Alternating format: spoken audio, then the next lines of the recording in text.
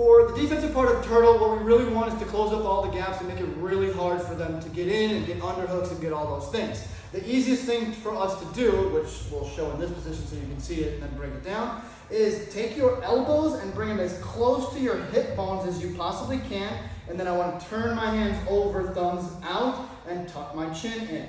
So on the ground, what it'll look like, lean all the way forward, our forehead will be all the way down on the ground here, yeah, right at the hairline, so it's nice and tight. Elbows, would you come in here for me, please? Elbows are going to be really tight in here, so there's no space at all. If the elbow is too far inside, it's easy to force my way in. If the elbow is too far on the outside, there's just always a lot of space. So I want it right in the middle, right at the hip bone as much as possible. So I can put weight on here and it just gets completely stuck. From this position, she's fairly safe. Nice wide base here, so it's hard to fucking push her over and stuff. And that's it. That is our basic turtle position that we need to fight out of for all the rest of the week. What you get to see is how to defend all the different things that they're going to be doing. First off, we've got the hands turned out here so that the first line of defense is our hand. So if I'm behind trying to attack, go ahead and go down.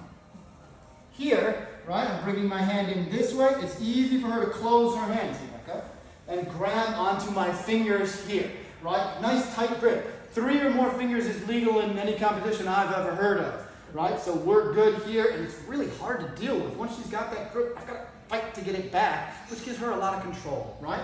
If I go to the other side, back down please.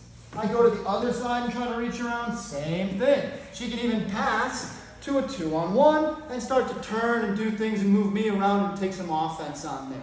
Last thing that people will try to do is throw their leg in, right? Like they're gonna go to truck or something like that. As long as this elbow stays tight in here, it's gonna be very difficult to force my way into this. On here, I turn to go to truck like this. Her elbow is going to force my leg to the ground and just kind of shove it out, right? If I really force it in, she'll be able to pin it down. So I start doing all of this, and she pins my leg. Now she's ready to start getting on top and doing things like that. But most people aren't going to give you that much control. They're going to try to get it in, and it's not going to work.